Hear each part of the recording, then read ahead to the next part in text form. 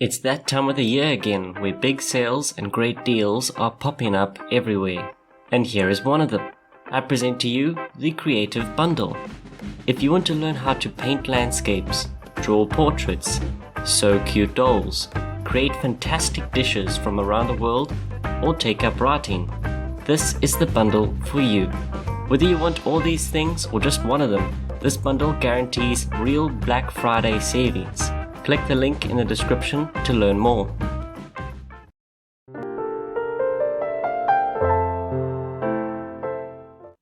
Hello and welcome to Writing Today.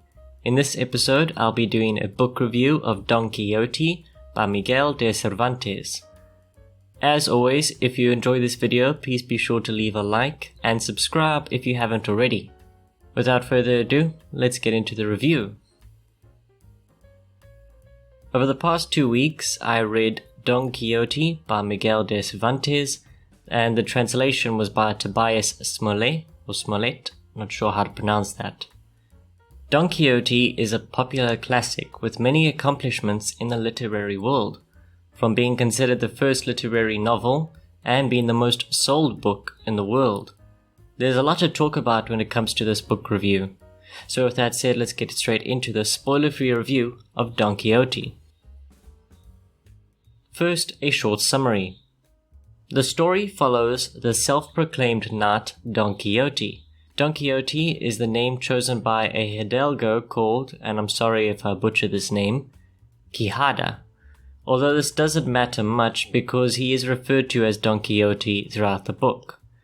With that said, Don Quixote lives a leisurely life, being a noble in the countryside with not much to do except read books. His books of choice happen to be the stories of famous knights. Many, if not all, are complete fiction, all massively embellished stories that go as far as to inspire Don Quixote to become a knight and roam the countryside in search of evil to vanquish.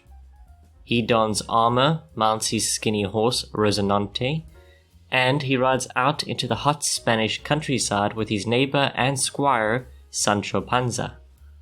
Naturally, from this description, you can see that Don Quixote is as mad as a brush. Throughout the story, Don Quixote goes on many adventures, fighting figments of his imagination and other illusions of his alien mind. All this can be blamed on the madness between his ears, the heat of the sun, the fasting he often does, or the several knocks to the noggin that he often receives. I've read both volumes of Don Quixote. The first volume is an amusing collection of stories following Don Quixote's first adventures. There's not much I can say about the first volume without spoiling some of these stories, but I will say that it is an enjoyable read. The stories have their dramatic moments, which make them all the more charming. The first volume of Don Quixote did so well when it published in the 1700s that people were begging for more. Someone actually published a sequel, but it was not written by Miguel, who, upon seeing that someone was trying to take advantage of his great novel, went off to write the second volume. To everyone's amusement, the second volume starts with Don Quixote and Sancho Panza finding the false sequel to their adventures. The volume becomes a more surreal series of adventures where Don Quixote and Sancho look closely at their adventures and what they are doing. There are still plenty of moments that make the second volume a fun satire. Now for the characters. The Don Quixote book is filled with characters, from those that would help Don Quixote to those who would seek to do him harm. Many characters are real and others are complete figments of his imagination. To talk about one is to talk about another and another, so I'll only cover the duo that is Don Quixote and Sancho Panza.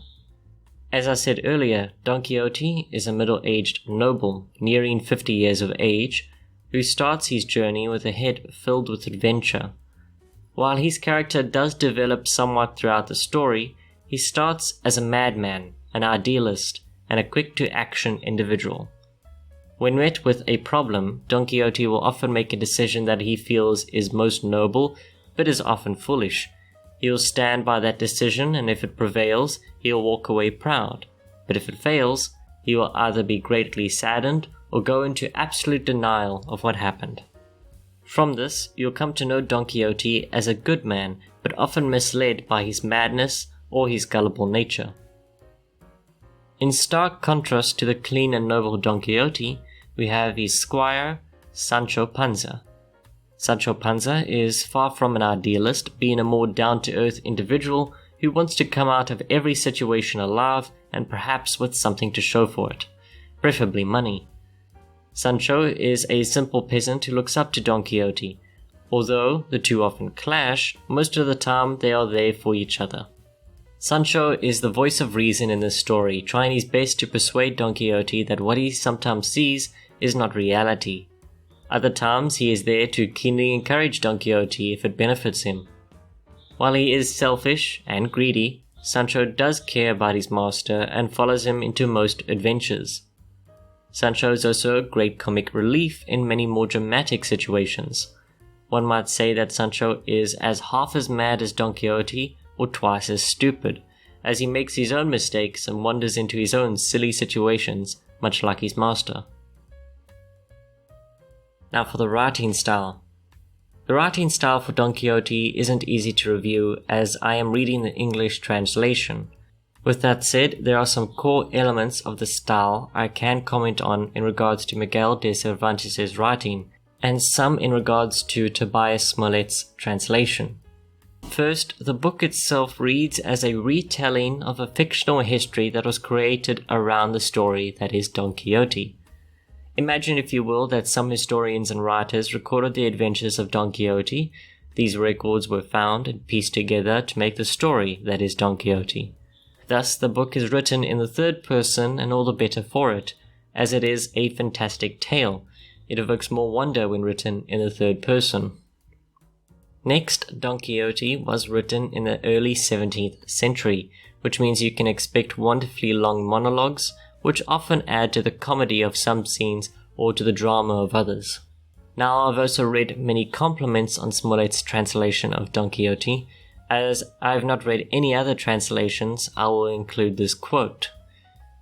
It begins, quote, "Cervantes' masterpiece is lucky to have found so perfect a translator as the flamboyant Smollett. The rambunctious personalities of author and translator are ideally matched." Unquote. This is a quote by Salman Rushdie, or Rushdie. From what I read, I would have to agree that the story and translation suit each other quite well.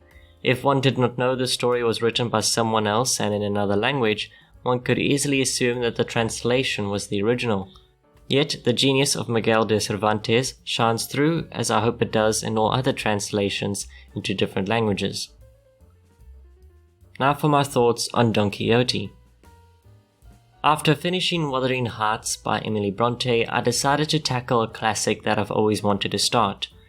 When I started, I was faced with the verbose amounts of verbiage that were commonplace in literature hundreds of years ago. Yet I found myself thoroughly absorbed by the character that was Don Quixote and the noble quests he went on. The only anxiety I held about the book at the beginning was the worry that I might not be able to finish it in time for a book review 2 weeks later. Yet, when you find a book that grips you strongly, time is not a problem, and I read Don Quixote whenever I had the time to do so. I won't lie, the several 2-hour blackouts I experienced over the past 2 weeks helped as well. By the end of the book, I felt empty and full. I was there with Don Quixote, experiencing his adventures with him like a second squire, although a quiet and unimportant one that really didn't do much other than stifle a laugh or smile happily when pleasant stories were told or conversation made. I loved reading the book, which is a strong word to use, but I feel it is most fitting. It was wonderful from beginning to end. The fact that it did so well and that it is the most sold book in the world makes me very happy. Although, like most classical authors, Miguel de Cervantes did not die rich. His book stands the test of time, however, and I'm sure it will continue to do so. Now to conclude, what conclusion can a writer write other than to say that Don Quixote is a classic, most deserving of the title? If you want to read a strange, funny, heartwarming, and ultimately brilliant story of knights and windmills, then I recommend you read Don Quixote by Miguel de Cervantes. And that brings us to the end of this review. If you enjoyed, please be sure to leave a like and subscribe if you haven't already. If you want to check out any of my other work, you can find it all on my website, thepentsleuth.com. There is a link to that in the description below. Thank you for listening, and as always, good day, good night, and happy reading.